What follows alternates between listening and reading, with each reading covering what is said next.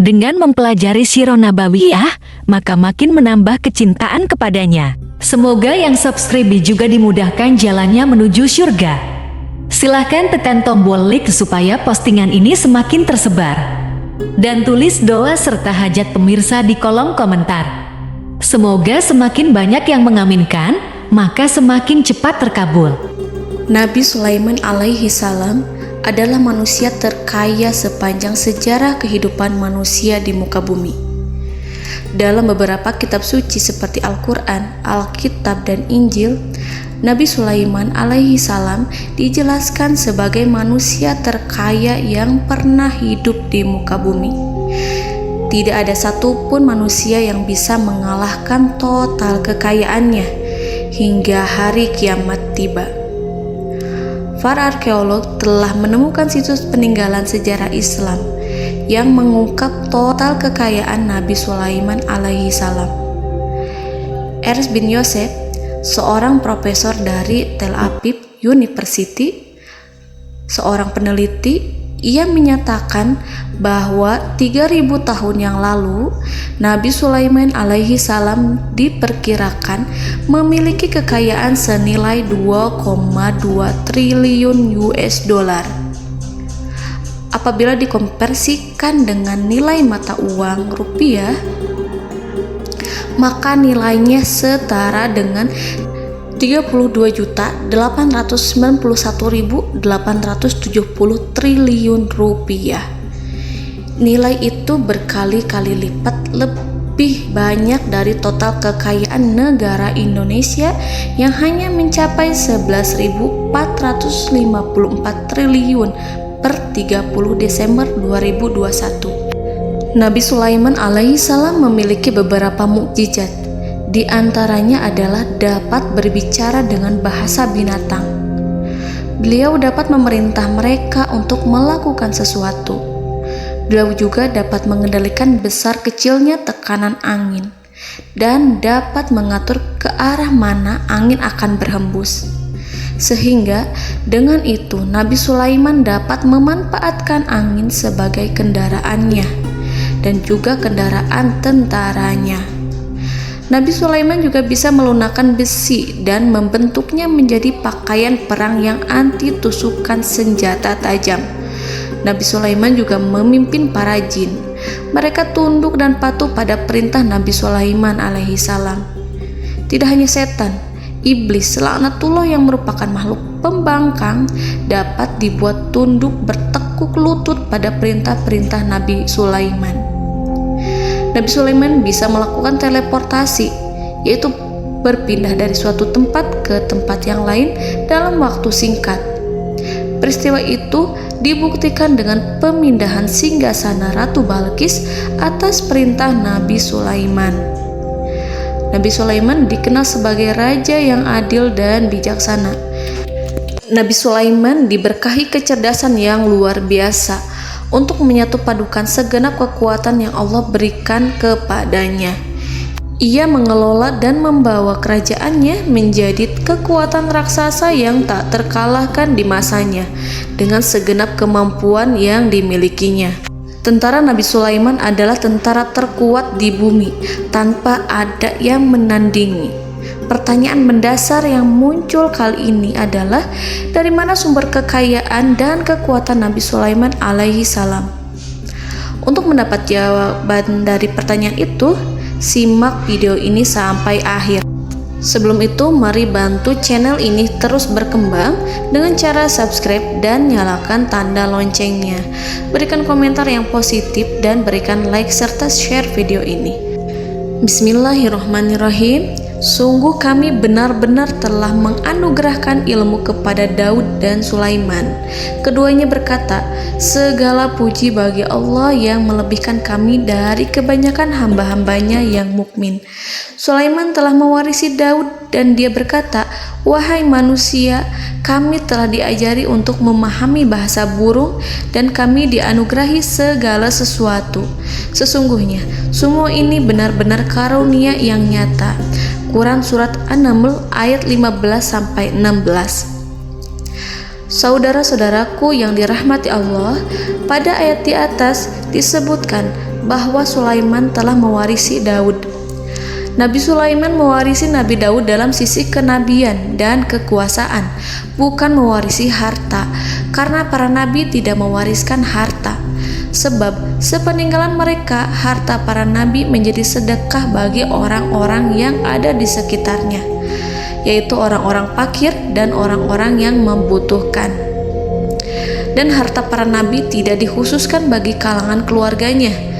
Rasulullah Shallallahu Alaihi Wasallam bersabda, "Kami para nabi tidak mewariskan."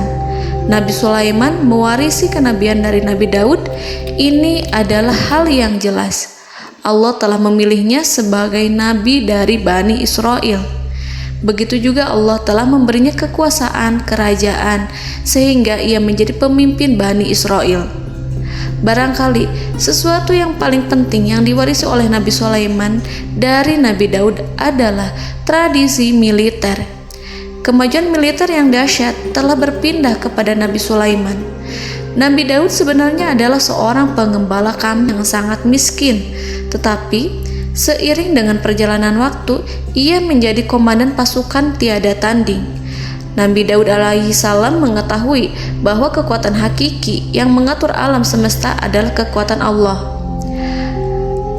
Ketika Nabi Daud mengelurkan tangannya dan memegang potongan batu, lalu beliau melemparkannya dengan ketepel ke arah Jalut, kepala Jalut retak dan ambruk menghantam tanah. Ini sebagai bentuk demonstrasi kekuatan darinya. Kehadiran Nabi Daud mengubah pasukan Bani Israel, di mana mereka sebelumnya lari jika berhadapan dengan musuh. Maka kini keberadaan mereka mulai diperhitungkan di masa hidupnya. Nabi Daud mengalami peperangan yang sangat banyak, tapi Al-Quran tidak menceritakan secara terperinci. Hal itu dikarenakan karena Al-Quran adalah kitab dakwah di jalan Allah, bukan kitab sejarah. Al-Quran hanya menceritakan di dalam Al-Quran surat Shad ayat 20, "Dan kami kuatkan kerajaannya, kerajaan Daud." Ayat tersebut berarti bahwa Nabi Daud belum terkalahkan dalam peperangan yang diikutinya. Di samping dukungan yang Allah berikan kepadanya, juga pasukan dan rakyatnya, di mana mereka adalah orang-orang yang bertauhid, menyerahkan diri kepada Allah. Allah Subhanahu wa Ta'ala mengajarkan kepada Nabi Daud hal-hal yang menjadikan pasukannya memiliki keistimewaan yang dengannya mereka dapat mengalahkan pasukan-pasukan lain, pasukan-pasukan besar yang ada di bumi pada saat itu. Allah Subhanahu wa Ta'ala berfirman dalam surat Saba ayat 10, "Dan kami telah melunakkan besi untuknya." Baju besi mungkin akan menjadi masalah dalam benak kita. Ketika orang-orang yang berperang, baju besi cukup mengganggu gerakan mereka. Kita bisa membayangkan ketika ada dua orang berperang, salah satu dapat bergerak bebas, sementara yang lainnya tidak leluasa bergerak karena tertahan dengan pakaiannya. Namun, dengan kekuasaan Allah, Nabi Daud dapat melunakkan besi dan membuat baju besi yang ringan, yang mudah untuk digunakan. Ini adalah kemajuan penting yang Allah berikan kepada Nabi Daud dan tentaranya. Kemajuan itu kemudian diajarkan, diwariskan dan dimiliki oleh Nabi Sulaiman alaihi salam. Nabi Sulaiman memiliki pasukan dahsyat yang melebihi pasukan manapun di bumi saat itu, atau bahkan mungkin saat ini. Bahkan Allah menambahkan karunia-Nya kepada Nabi Sulaiman yang disebutkan dalam Al-Quran surat An-Naml ayat 16. Dan Sulaiman telah mewarisi Daud, dan dia berkata, "Wahai manusia, kami telah diberi pengertian tentang suara burung, dan kami diberi segala sesuatu. Sesungguhnya ini benar-benar suatu karunia yang nyata." Saudara-saudaraku yang dirahmati Allah, pada suatu hari Nabi Sulaiman alaihi salam menengadahkan tangannya dan berdoa kepada Allah Subhanahu wa Ta'ala. Antara hati Nabi dan Allah tidak ada penghalang, tidak ada jarak, tidak ada sekatan waktu, tidak ada satupun dari para nabi yang berdoa kepada Allah kecuali doanya pasti dikabulkan. Doa Nabi Sulaiman alaihi salam direkam dalam Al-Quran surat Shad ayat 35. Nabi Sulaiman berkata, "Ya Tuhanku, ampunilah aku, anugerahkanlah kepadaku kerajaan yang tidak dimiliki oleh seorang pun sesudahku." Nabi Sulaiman menginginkan dari Allah sesuatu kerajaan yang belum pernah diperoleh oleh siapapun setelahnya. Allah Subhanahu wa Ta'ala mengabulkan doa Nabi Sulaiman dan memberinya kerajaan tersebut. Nabi Sulaiman mewarisi kekuasaan, kenabian, hikmah ilmu dari Nabi Daud alaihi salam. Orang-orang menyebut Nabi Sulaiman Al-Hakim, Sulaiman yang bijaksana. Kebijaksanaannya tidak terbatas pada keadilan di tengah-tengah manusia dan juga kasih sayangnya kepada mereka. Namun, kebijaksanaan Nabi Sulaiman juga berlaku di kalangan burung dan binatang lainnya. Nabi Daud juga mengenal bahasa burung, tetapi Nabi Sulaiman dapat berbicara dengan bahasa burung. Bahkan, ia dapat menggantikannya sebagai pembantunya ketika Nabi Daud bertasbih di gunung-gunung. Dan burung-burung serta binatang-binatang buas ikut bertasbih bersamanya. Bahkan angin pun berhenti untuk mendengarkan tasbih itu. Sedangkan Nabi Sulaiman, Allah Subhanahu wa Ta'ala memberinya karunia lebih dari itu, di mana binatang-binatang buas tunduk padanya. Begitu juga angin dan burung. Saudara-saudaraku yang dirahmati Allah, Nabi Sulaiman alaihi salam mampu mendengarkan bisikan semut yang berbicara kepada sesama mereka. Bahkan, ia mampu memerintahkan semut tersebut sehingga semut itu menjadi taat pada perintahnya. Pasukan Nabi Sulaiman memiliki kekuatan yang sangat dahsyat. Belum pernah ada di dunia ini satu pasukan pun yang memiliki kekuatan seperti itu. Kekuatan Nabi Sulaiman berasal dari beberapa kombinasi yang sangat mengagumkan, sehingga karenanya ia tidak dapat tertandingi. Kekuatan itu terdiri dari manusia, binatang-binatang, jin, dan lain sebagainya. Kita mengetahui bahwa jin adalah makhluk Allah dan manusia tidak mampu melihatnya atau menghadirkannya atau meminta pertolongan kepadanya. Sedangkan Nabi Sulaiman telah diberi Allah suatu kemampuan untuk menundukkan jin, mempekerjakan mereka sebagai tentara di tengah-tengah peperangan. Bahkan ia mampu menjadikan mereka sebagai pekerja-pekerja kasar di kerajaannya saat tidak ada peperangan. Oleh sebab itu, ketika ada pasukan lain yang mencoba melawan pasukan Nabi Sulaiman, mustahil mereka akan mendapatkan kemenangan. Bahkan pasukan Nabi Sulaiman diperkuat oleh pasukan burung. Burung di pasukan Nabi Sulaiman memerankan tugas penting, yaitu menjadi agen intelijen. Kita mengetahui bahwa peranan informasi saat peperangan adalah hal yang penting. Dari informasi tersebut, pasukan dapat mengetahui keadaan lawannya. Demikianlah peranan burung pada pasukan Sulaiman. Ia terbang di tengah-tengah musuh. Kemudian, ia kembali kepada Nabi Sulaiman untuk menyampaikan berita tentang keadaan lawannya. Di samping jin dan burung, Allah juga menundukkan angin untuk Nabi Sulaiman. Nabi Sulaiman dapat memerintahkan angin dan ia mampu untuk menaiki angin tersebut. Dalam Al-Quran surat Shad ayat 36-40, Allah Subhanahu wa Ta'ala berfirman, "Kami tundukkan kepada angin yang berhembus dengan baik menurut kemana saja yang dikehendaki Sulaiman. Dan kami tundukkan pula kepadanya setan-setan, semuanya ahli bangunan dan penyelam, dan setan yang lain yang terikat dalam belenggu. Inilah anugerah kami, maka berikanlah kepada orang lain atau tahanlah untuk dirimu tanpa perhitungan, dan sesungguhnya dia mempunyai kedudukan yang dekat pada sisi kami dan tempat kembali yang baik." Saudara-saudaraku yang dirahmati Allah, Allah Subhanahu wa Ta'ala juga memberikan kemampuan yang tak seorang pun dari para nabi mendapatkannya, yaitu kemampuan untuk memerintah setan. Setan adalah salah satu bagian dari jin. Ia adalah kelompok yang celaka dari bangsa jin. Kelompok ini sebenarnya tidak mampu dikuasai oleh manusia, bahkan jin yang soleh tidak dapat mengatur setan.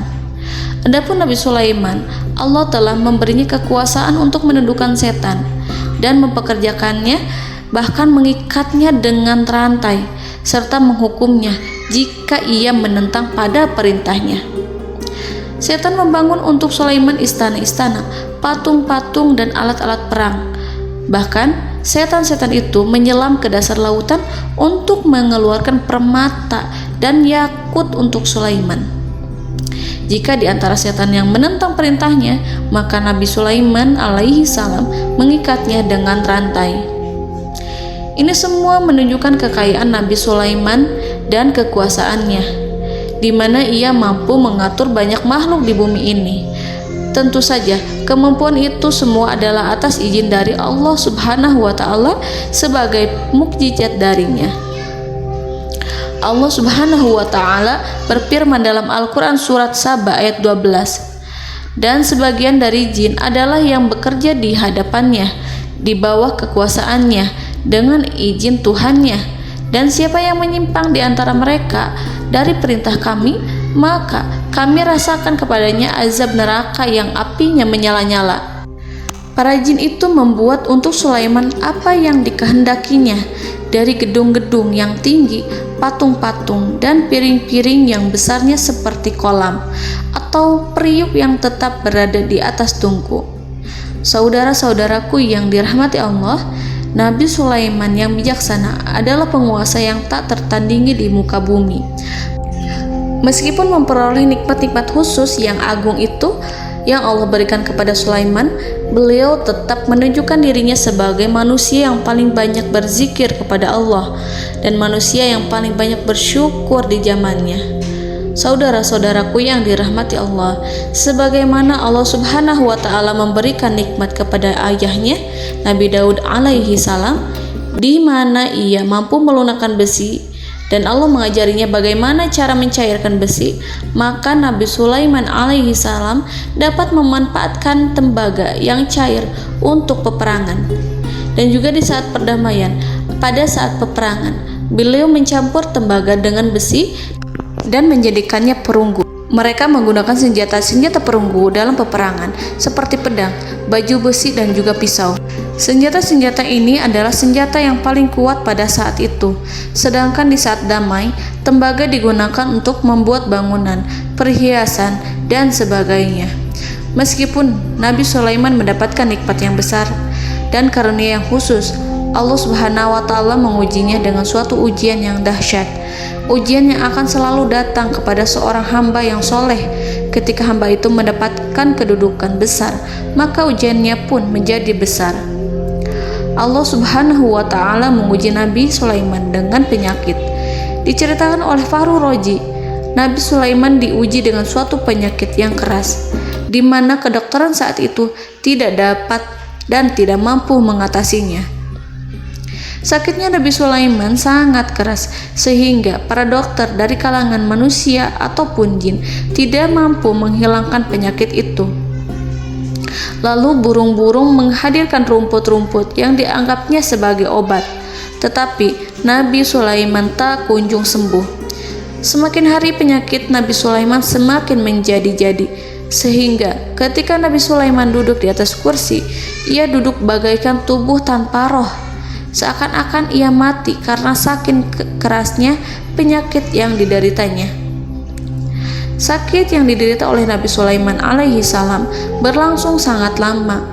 Namun Nabi Sulaiman tidak henti-hentinya berzikir. Ia meminta kesembuhan kepada Allah serta beristighfar pada Allah dan mengungkapkan rasa cinta kepadanya. Selesailah ujian Allah terhadap hambanya Nabi Sulaiman. Beliau pun sembuh. Nabi Sulaiman merasakan kembali kesehatannya setelah ia mengetahui segala kejayaan dan segala kekuasaan serta segala kebesarannya tidak lagi mampu menghilangkan penyakit yang dideritanya kecuali jika Allah menghendaki. Saudara-saudaraku yang dirahmati Allah, Nabi Sulaiman telah membangun tempat ibadah, tempat sujud, sehingga manusia menyembah Allah di dalamnya. Orang-orang yang membangunnya berjumlah puluhan ribu orang. Tentu setiap kelompok dari mereka memiliki pekerjaan masing-masing.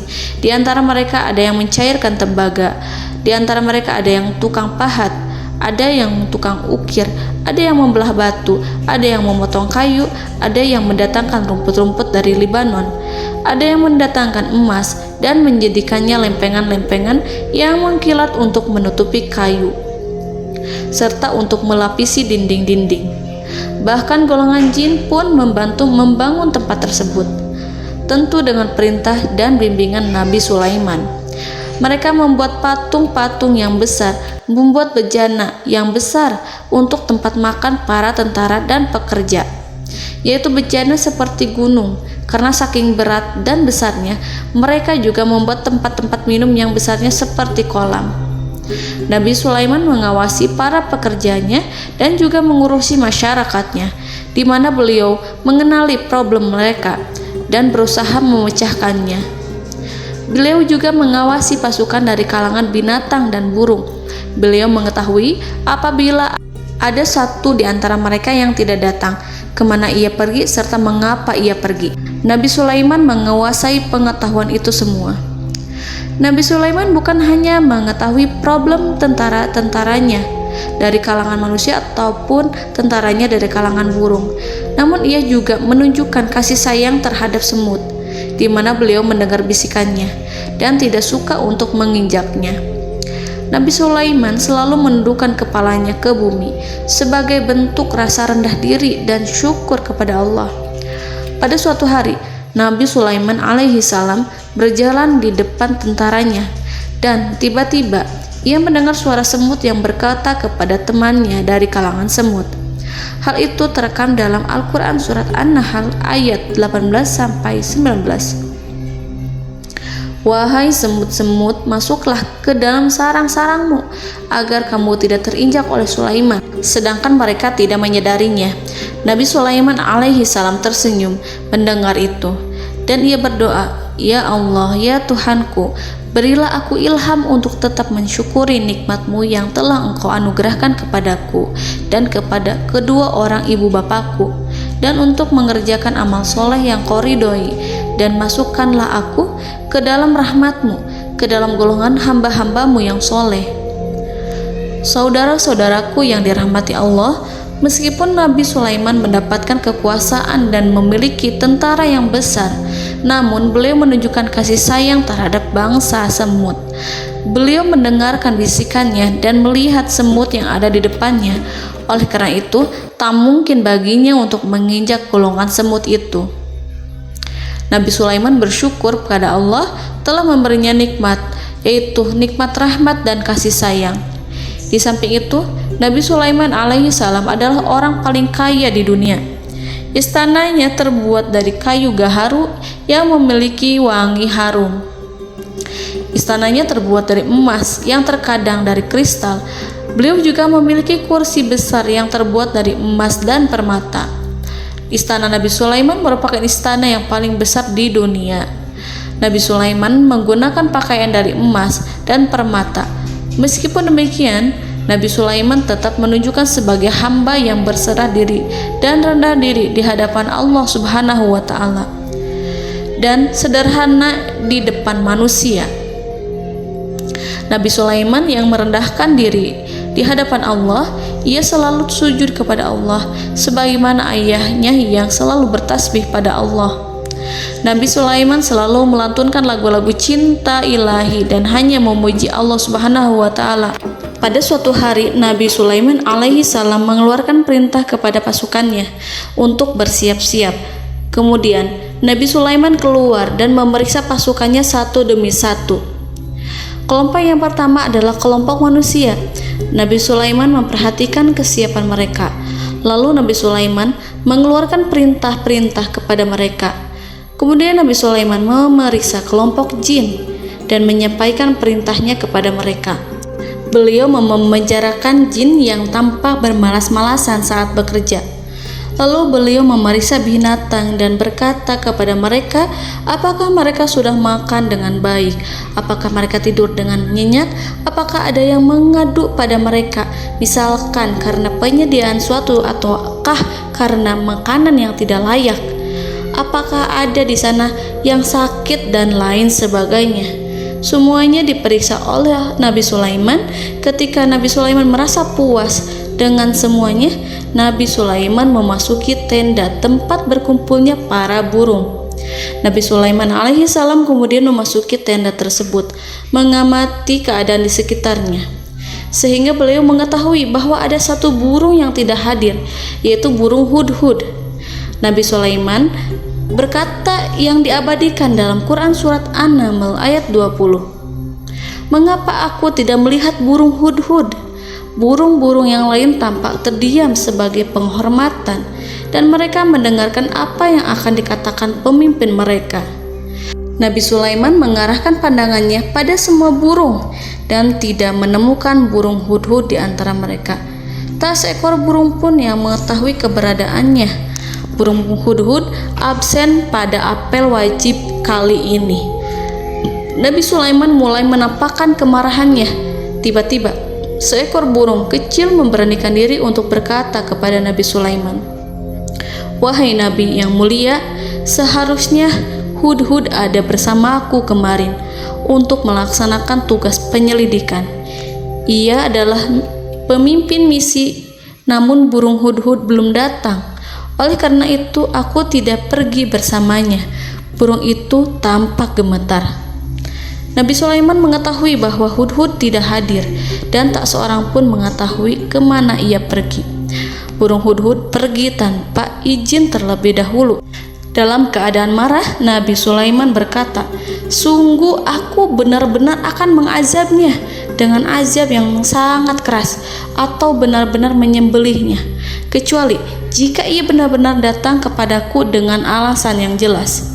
Kawanan burung-burung yang mengetahui bahwa Nabi Sulaiman sedang marah dan telah menetapkan untuk menyiksa burung hudhud atau menyembelihnya, atau justru memaafkannya dengan syarat ia datang dengan membawa alasan yang dapat menyelamatkannya, atau dengan kata lain, burung hudhud dapat memastikan bahwa ia melaksanakan tugas yang penting. Nabi Sulaiman menunjukkan kemarahan yang besar sehingga siapapun akan merasa takut kepada Nabi Sulaiman yang marah. Seekor burung tampak gemetar, ketakutan melihat kemarahan Nabi Sulaiman. Lalu beliau mengulurkan tangannya ke burung itu dan memegang-megang kepalanya, sehingga burung itu pun merasa tenang dan rasa takutnya hilang. Nabi Sulaiman kemudian pergi dari tempat burung tersebut. Nabi Sulaiman masih memikirkan keadaan burung hudhud.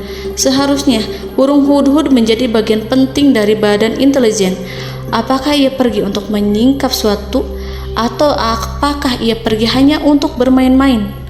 Nabi Sulaiman telah memperhatikan dan mengetahui bahwa burung hudhud adalah seekor burung yang cerdik dan juga fasih berbicara. Terkadang Nabi Sulaiman mendapati burung hudhud sedang bermain-main dan menunda-nunda pekerjaannya. Namun ketika Nabi Sulaiman melihatnya, burung hudhud memahami bahwa perbuatannya tidak benar. Oleh karena itu, ia tidak boleh menyampur adukan antara waktu serius dan waktu bermain. Tidak lama setelah itu, burung hudhud tiba di tempat para burung. Burung-burung yang lain berkata kepadanya, "Wahai hudhud, pergilah engkau ke tempat Nabi Sulaiman. Jika ia mengetahui bahwa engkau telah sampai, jiwamu benar-benar terancam." Mendengar itu, burung hudhud segera beranjak. Ia terbang menemui Nabi Sulaiman. Pada waktu itu, Nabi Sulaiman sedang duduk bersama tentaranya yang lain. Burung hudhud berdiri. Ia telah merencanakan untuk memulai pembicaraan dengan Nabi Sulaiman sebelum Nabi Sulaiman bertanya kepadanya kemana dia pergi. Ini sebagai bukti bahwa hudhud telah melaksanakan suatu tugas yang penting. Dalam surat An-Nahl ayat 22, burung hudhud, "Aku telah mengetahui sesuatu yang kamu belum mengetahuinya, dan kubawa kepadamu dari negeri Saba suatu berita penting yang diyakini." Seakan-akan burung hudhud hendak berkata, "Aku adalah hudhud yang miskin, tapi Aku mengetahui apa yang tidak engkau ketahui, dan aku telah datang kepadamu dari kerajaan Saba dengan membawa berita yang sangat penting. Nabi Sulaiman tampak terdiam menunggu Hudhud menyelesaikan kisahnya.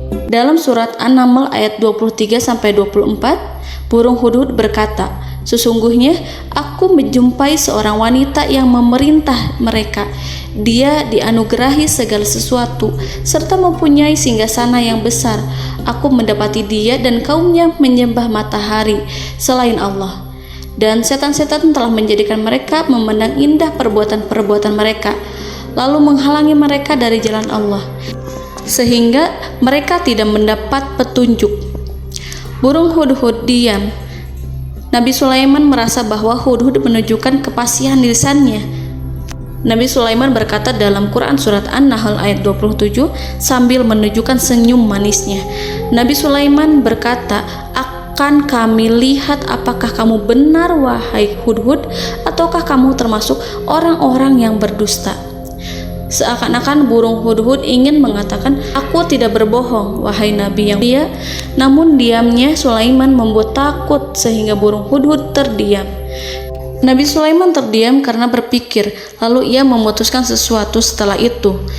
Beliau melihat kepada lainnya dan meminta secari kertas dan pena. Nabi Sulaiman menulis surat yang singkat dan menyerahkan kepada Hudhud serta memerintahkan kepadanya seperti yang dikatakan dalam Quran surat An-Nahl ayat 28.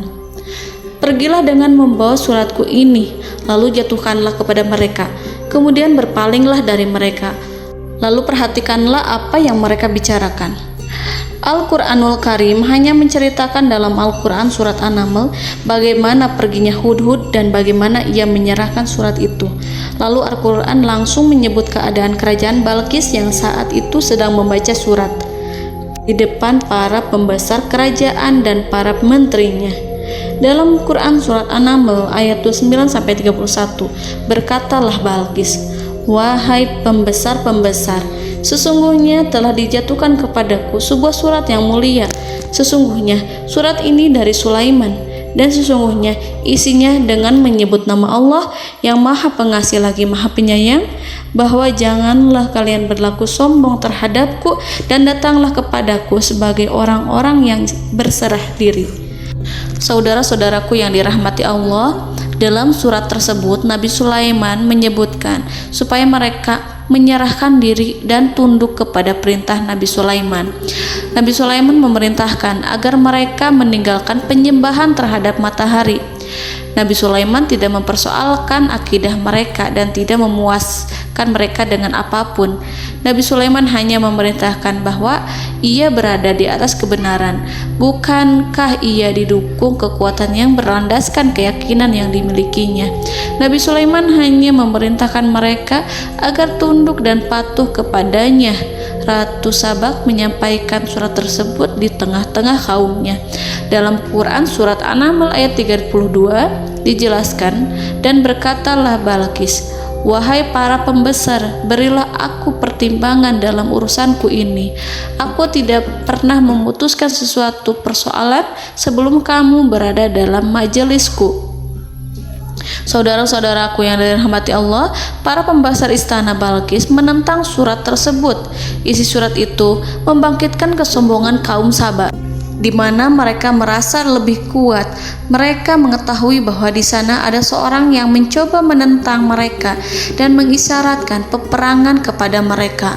Lalu ia meminta kepada mereka untuk memenuhi syarat-syaratnya sebelum terjadinya peperangan dan kekalahan.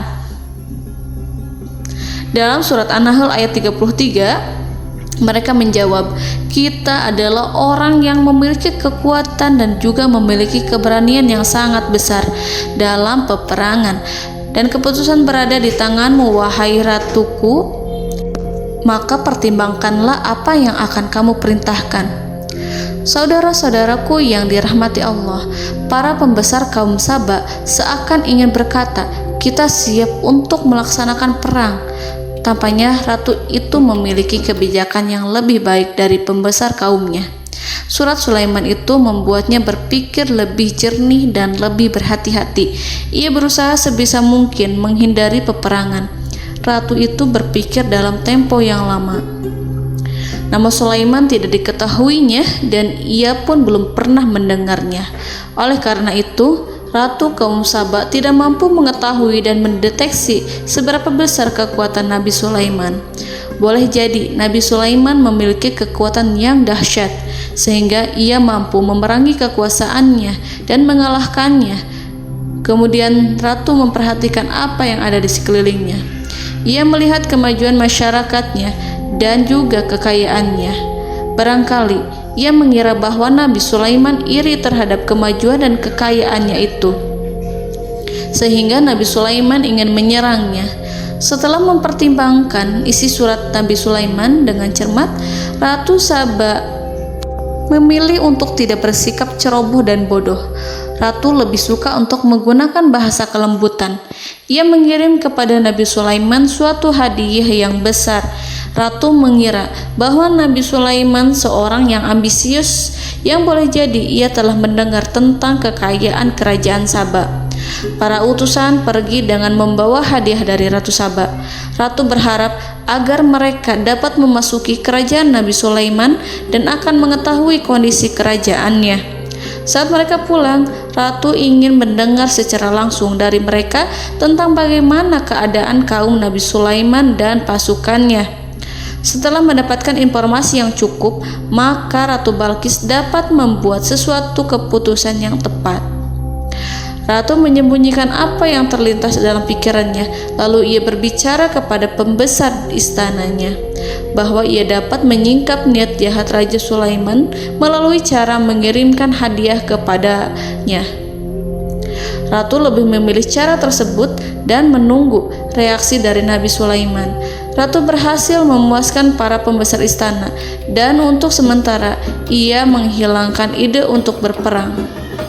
Karena para raja jika menyerang suatu desa, maka pemimpin desa tersebut adalah orang yang paling banyak mendapatkan kehinaan. Akhirnya, para pembesar kaumnya merasa puas dengan pikiran Ratu Balqis. Saudara-saudaraku yang dirahmati Allah, dalam surat An-Naml ayat 34-35 dijelaskan, Ratu Balqis berkata, "Sesungguhnya raja-raja apabila memasuki suatu negeri, niscaya mereka akan membinasakannya dan menjadikan penduduknya yang mulia menjadi hina. Dan demikian pula lah yang akan mereka perbuat. Dan sesungguhnya aku akan mengirim utusan kepada mereka dengan membawa hadiah, dan aku akan menunggu apa yang akan dibawa kembali oleh utusan itu."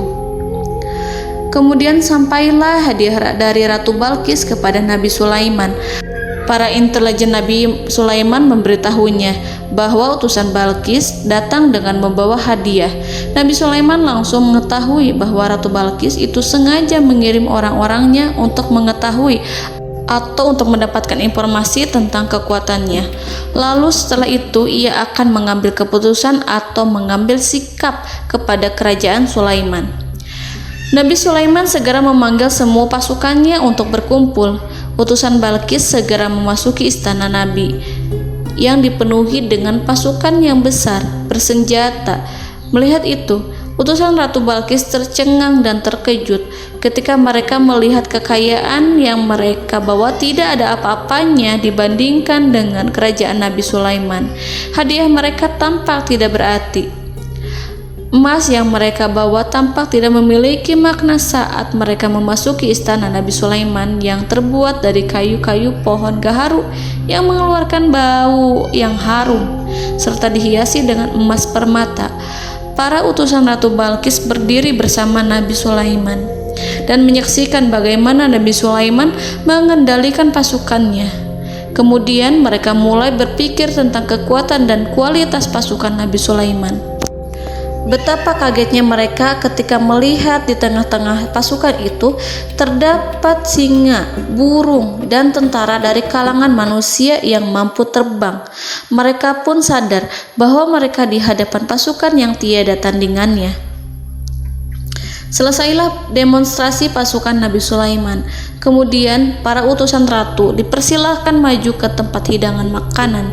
Para utusan itu sangat terkejut ketika melihat berbagai macam makanan dari penjuru dunia ada di depannya. dan di antara makanan itu terdapat pula makanan yang biasa ditemukan di negeri mereka.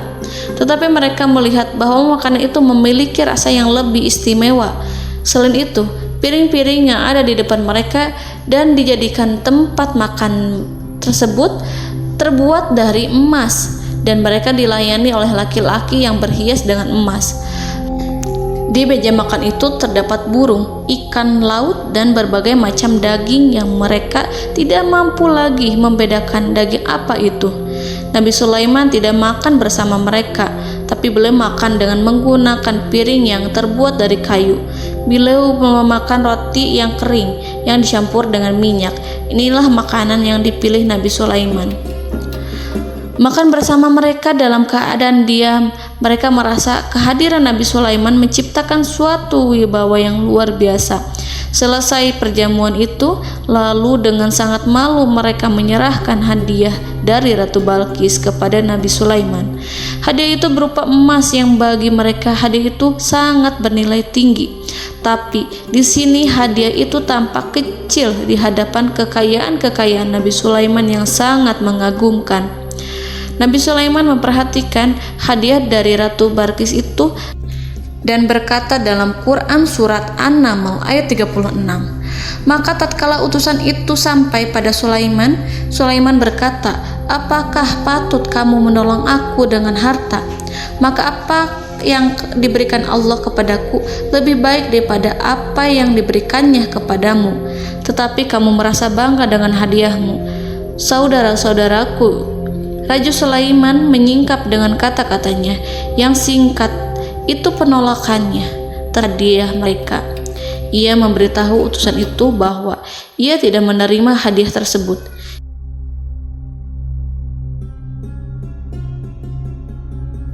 "Janganlah kalian berlaku sombong terhadapku dan datanglah kepadaku sebagai orang-orang yang berserah diri."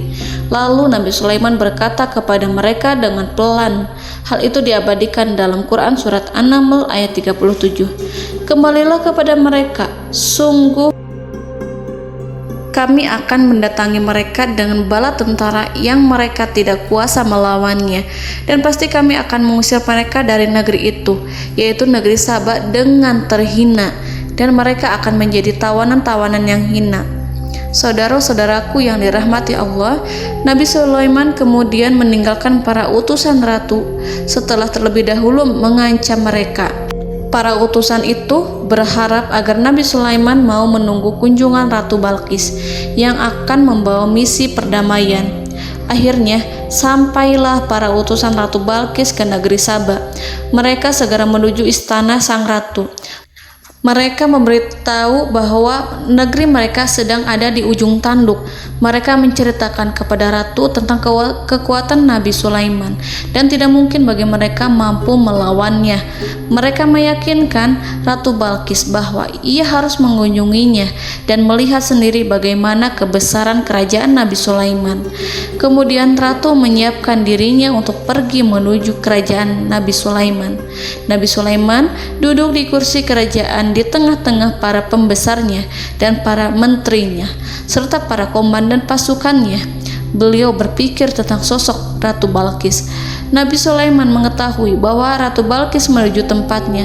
Balqis dikelilingi rasa takut. Nabi Sulaiman berpikir sejenak tentang bagaimana matahari disembah. Ia memikirkan bagaimana informasi yang diterima oleh intelijennya tentang kemajuan kerajaan Balqis dalam bidang kesenian dan ilmu pengetahuan. Nabi Sulaiman bertanya kepada dirinya sendiri, apakah kemajuan menjadi penghalang untuk mengetahui kebenaran? Apakah ratu itu senang dengan kekuatan yang dicapainya? Dan ia membayangkan bahwa kekuatannya adalah segalanya. Dengan kemajuan yang dimilikinya, Nabi Sulaiman ingin membuat kejutan agar ratu mengetahui bahwa Islam yang diyakini oleh Nabi Sulaiman adalah satu-satunya yang mampu mendatangkan kemajuan dan kekuatan yang hakiki, sehingga ia dapat membandingkan antara keyakinannya dalam menyembah matahari beserta kemajuan yang dicapainya dengan keyakinan Nabi Sulaiman beserta kemajuan yang diraihnya. Saudara-saudaraku yang dirahmati Allah, para mata-mata Nabi Sulaiman telah memberitahunya bahwa hal yang sangat disegani dan dikagumi oleh kaum Balkis adalah kerajaan Saba, yaitu singgasana Ratu Balkis. Singgasana itu terbuat dari emas dan batu delima. Singgasana tersebut dijaga oleh penjaga yang sangat disiplin, di mana mereka tidak pernah lalai sedikit pun. Oleh karena itu, sangat tepat apabila Nabi Sulaiman menghadirkan singgasananya di sini, di kerajaannya, sehingga ketika ratu tiba, maka ia dapat duduk di atasnya.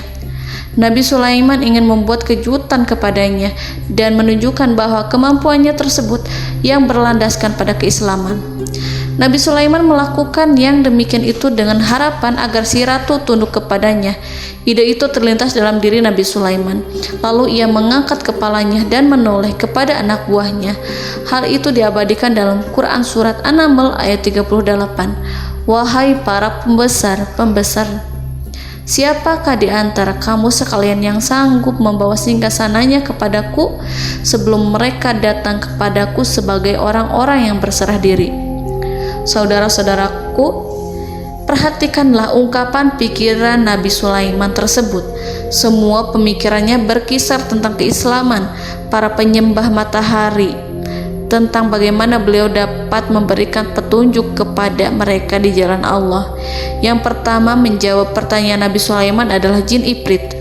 Dalam Quran Surat An-Naml ayat 39, berkatalah Ifrit yang cerdik dari golongan jin, aku akan datang kepadamu dengan membawa singgasana itu sebelum kamu berdiri dari tempat dudukmu. Sesungguhnya aku benar-benar kuat untuk membawanya, lagi dapat dipercaya. Nabi Sulaiman berdiri dari tempat duduknya setelah 1 atau 2 jam. Jin itu berjanji kepadanya untuk menghadirkan singgasana Balkis sebelum itu. Istana Nabi Sulaiman di Palestina, sedangkan istana Balkis terletak di Yaman. Antara singgasana tersebut dengan singgasana Nabi Sulaiman berjarak lebih dari ribuan mil. Barangkali pesawat yang cepat sekalipun yang kita kenal hari ini tidak akan mampu membawa dan mendatangkan istana itu dalam waktu 1 jam. Tetapi masalahnya di sini berhubung dengan kekuatan jin yang serba misterius, Nabi Sulaiman tidak mengomentari sedikit pun terhadap apa yang dikatakan oleh Ifrit. Nabi Sulaiman tapak menunggu tanggapan dari yang lain yang mampu menghadirkan singgasana Balkis yang lebih cepat dari jin Ifrit. Nabi Sulaiman menoleh kepada seorang di sana yang duduk di atas naungan. Hal itu diceritakan dalam Quran Surat An-Naml ayat 40. Berkatalah seorang yang mempunyai ilmu dari Alkitab, aku akan membawa singgasana itu kepadamu sebelum matamu berkedip. Maka tatkala Sulaiman melihat singgasana itu terletak di hadapannya, ia pun berkata, ini termasuk karunia Tuhanku untuk memuji aku. Apakah aku akan bersyukur atau mengingkari nikmatnya? Dan barang siapa yang bersyukur, maka sesungguhnya dia bersyukur untuk kebaikan dirinya sendiri. Dan barang siapa yang ingkar, maka sesungguhnya Tuhanku maha kaya lagi maha mulia. Saudara-saudaraku, belum lama seorang yang mempunyai ilmu dari Alkitab menyatakan kalimatnya, sehingga singgasana itu tiba-tiba ada di depan Nabi Sulaiman yang mampu menghadirkan singgasana itu lebih cepat dari kedipan mata. Al-Quranul Karim tidak menyingkap kepribadian seorang yang menghadirkan singgasana itu. Al-Quran hanya menggarisi bahwa orang itu mempunyai ilmu dari Alkitab. Al-Quran tidak menjelaskan kepada kita apakah ia seorang malaikat ataukah manusia ataukah jin. Al-Quran sengaja tidak menyingkap informasi tersebut. Saudara-saudaraku yang dirahmati Allah, setelah melihat singgasana itu, Nabi Sulaiman bersyukur kepada Allah. Ia mulai memperhatikan singgasana sang ratu. Singgasana tersebut merupakan simbol pembangunan dan juga kemajuan, tetapi tampaknya ia hanya sesuatu yang biasa saja jika dibandingkan dengan kekuasaan dan kebesaran ciptaan yang dibuat oleh manusia dan jin di kalangan istana Nabi Sulaiman. Nabi Sulaiman memikirkan dalam tempo yang lama singgasana Ratu Balkis itu. Kemudian beliau memerintahkan agar singgasana itu diperbaiki, sehingga saat Ratu Balkis datang, Nabi Sulaiman akan mengujinya apakah Ratu Balkis dapat mengenali singgasananya ataukah tidak. Dalam Al-Quran surat An-Naml ayat 41, Nabi Sulaiman berkata, "Ubahlah baginya singgasananya, maka kita akan melihat apakah dia mengenal ataukah dia termasuk orang-orang yang tidak mengenalnya." Saudara-saudaraku yang dirahmati Allah, Nabi Sulaiman memerintahkan agar dibangun istana yang akan digunakan untuk menyambut Ratu Balqis. Nabi Sulaiman memilih tempat di laut dan ia memerintahkan agar dibangun suatu istana di mana sebagian besar terdiri dari air laut. Nabi Sulaiman memerintahkan agar lantainya itu terbuat dari kaca yang tebal dan kuat, sehingga orang-orang yang berjalan di atas istana itu akan dapat melihat di bawahnya ada ikan-ikan yang berwarna-warni yang berenang-renang ke sana kemari, dan mereka akan melihat rumput-rumput laut yang bergerak-gerak. Akhirnya, selesailah pembangunan istana itu. Saking bersihnya kaca lantainya sehingga tampak di sana tidak ada kaca. Burung hudhud memberitahu Nabi Sulaiman bahwa Ratu Balqis telah sampai di dekat kerajaannya. Kemudian Ratu Balqis datang. Al-Quran tidak menyebutkan keadaan Nabi Sulaiman saat menyambut Balqis, namun Al-Quran menunjukkan dua sikap Ratu Balqis ketika pertama kali datang. Yang pertama, bagaimana sikap Ratu Balqis ketika pertama kali melihat singgasananya yang datang mendahuluinya, padahal ia telah meninggalkan pengawalnya untuk setia menjaga singgasana itu. Keadaan kedua adalah keadaan ketika di depan istana yang dibangun untuk menyambut Ratu Balqis. Istana itu penuh dengan permata dan banyak ikan berenang di bawahnya. Dalam Quran surat An-Naml ayat 42 dijelaskan, dan ketika Balqis datang, ditanyakanlah kepadanya, "Serupa inikah singgasanamu?" Balqis menjawab, "Seakan-akan singgasana ini adalah singgasanaku. Kami telah diberi pengetahuan sebelumnya dan kami adalah orang-orang yang berserah diri." Saudara-saudaraku, pada dialek di atas, Balqis melihat singgasananya dan ia tercengang saat mengetahui bahwa itu adalah singgasana miliknya. Namun kemudian ia mulai ragu karena melihat tidak sepenuhnya itu singgasana miliknya. Jika itu benar-benar miliknya, lalu bagaimana ia datang mendahuluinya? Dan bila bukan singgasananya, maka bagaimana Sulaiman dapat meniru sepersis dan seteliti itu? Padahal Sulaiman tidak pernah sekalipun ke kerajaannya. Nabi Sulaiman berkata saat melihat Balqis mengamati singgasananya, "Apakah ini singgasanamu?" Balqis terlihat sangat kebingungan, namun setelah itu ia menjawab, "Sepertinya benar." Nabi Sulaiman berkata, "Kami telah diberi ilmu sebelumnya dan kami sebagai orang-orang muslim." Saudaraku yang dirahmati Allah, melalui pertanyaan Nabi Sulaiman ingin mengisyaratkan kepada Balqis agar ia membandingkan antara keyakinannya beserta ilmu yang dicapainya dengan keyakinan Nabi Sulaiman yang muslim beserta pengetahuan yang telah diraihnya. Penyembahan terhadap matahari dan pencapaian ilmu yang dicapai oleh Ratu Balqis tanpa tidak ada apa-apanya dibandingkan dengan ilmu Nabi Sulaiman dan keislamannya. Nabi Sulaiman telah mendahuluinya dalam bidang ilmu karena keislamannya. Karena itu, sangat mudah baginya untuk mengungguli Balqis dalam ilmu-ilmu yang lainnya. Demikianlah yang disyaratkan dalam pertanyaan Nabi Sulaiman kepada Ratu Balqis. Ratu Saba itu mengetahui bahwa ini adalah singgasananya, di mana singgasana itu datang lebih dahulu daripada dirinya. Beberapa bagian darinya telah diubah saat Balqis masih di perjalanan menuju ke tempat Nabi Sulaiman. Ia berpikir kemampuan apa yang dimiliki Nabi Sulaiman. Ratu Balqis tercengang melihat apa yang disaksikannya, yang berupa buah dari keimanan Nabi Sulaiman dan hubungannya dengan Allah Subhanahu wa Ta'ala. Sebagaimana Balqis juga tercengang ketika melihat kemajuan di bidang ilmu pembangunan, seni, dan ilmu-ilmu yang lainnya. Maka ia tidak lebih kagum lagi saat melihat hubungan yang kuat antara keislaman Nabi Sulaiman dengan ilmunya serta kemajuan yang diraihnya. Dalam Al-Quran surat An-Naml ayat 43 dijelaskan, dan apa yang disembahnya selama ini selain Allah mencegahnya untuk melahirkan keislamannya, karena sesungguhnya ia terdahulu termasuk orang-orang yang kafir. Saudara-saudaraku yang dirahmati Allah, berguncanglah dalam benak Balqis ribuan hal ketika melihat keyakinan kaumnya runtuh di hadapan Nabi Sulaiman. Ia menyadari matahari yang disembahnya hanya merupakan ciptaan Allah, dan Allah lah yang menggerakkannya untuk hamba-hambanya. Lalu terbitlah matahari kebenaran dalam dirinya. Hatinya diterangi oleh cahaya baru yang tidak akan tenggelam seperti tenggelamnya matahari. Masa keislamannya hanya menunggu waktu. Ratu Balqis memilih waktu yang tepat untuk mengumumkan keislamannya. Allah Subhanahu wa Ta'ala berfirman dalam Quran Surat An-Naml ayat 44. Dikatakan kepadanya, masuklah ke dalam istana. Maka tatkala ia melihat lantai istana itu, dikiranya kolam air yang besar dan disingkapnya dua betisnya. Berkatalah Sulaiman, sesungguhnya ia adalah istana licin yang terbuat dari kaca. Berkatalah Balqis, wahai Tuhanku, sesungguhnya aku telah berbuat zalim terhadap diriku, dan aku berserah diri bersama Sulaiman kepada Allah Tuhan semesta alam. Saudara-saudaraku yang dirahmati Allah, dikatakan kepada Balqis, masuklah ke dalam istana.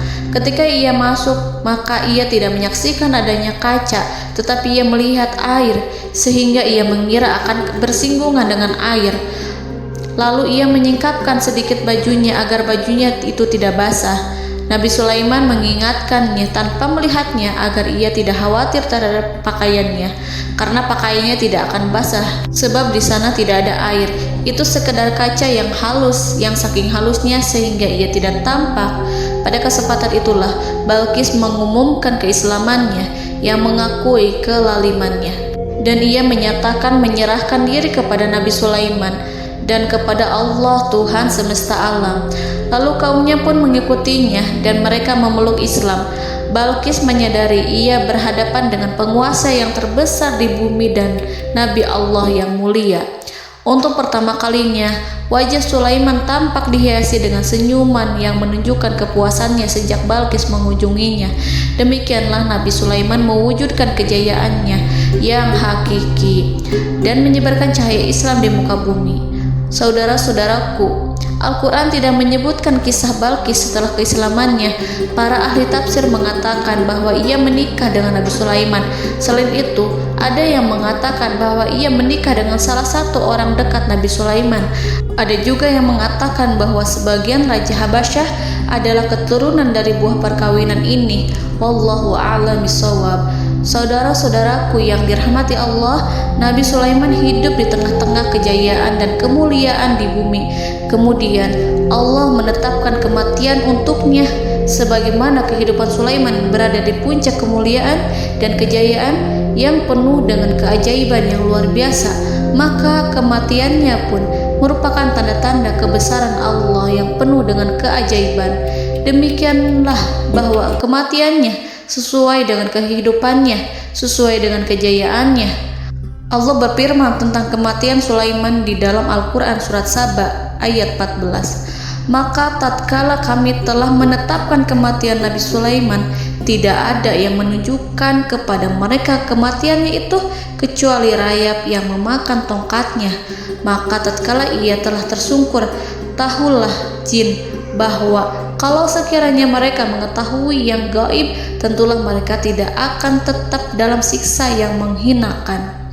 Saudara-saudaraku, kemampuan Nabi Sulaiman untuk menundukkan jin dan mempekerjakan mereka serta hubungan mereka dengan semua itu menimbulkan fitnah di tengah-tengah manusia dalam hal tertentu. Kematian Nabi Sulaiman merupakan batasan jawaban terhadap fitnah ini. Kami tidak mengetahui siapa yang mengklaim bahwa jin mengetahui hal yang gaib. Apakah itu setan yang terkutuk, atau jin yang bodoh, atau manusia yang tertipu? Kami tidak mengetahui siapa yang bertanggung jawab terhadap tersebarnya isu yang keliru ini. Yang kita ketahui adalah bahwa hal tersebut adalah mempengaruhi sebagian manusia dan jin. Barangkali manusia berkata kepada diri mereka, selama jin melakukan perbuatan yang luar biasa ini, maka apa gerangan yang menjadikan mereka tidak mengetahui hal yang gaib itu? Manusia itu lupa bahwa kunci kegaiban berada di tangan Allah. masalah ilmu gaib tidak akan mampu dikuasai oleh jin dan manusia. Hanya Dia yang mengetahuinya, dan manusia diberitahu hanya sedikit sekali.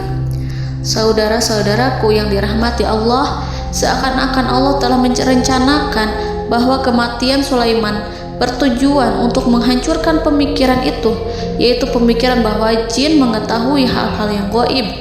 Jin bekerja untuk Nabi Sulaiman selama beliau hidup, dan tatkala beliau meninggal, maka tugas mereka menjadi bebas.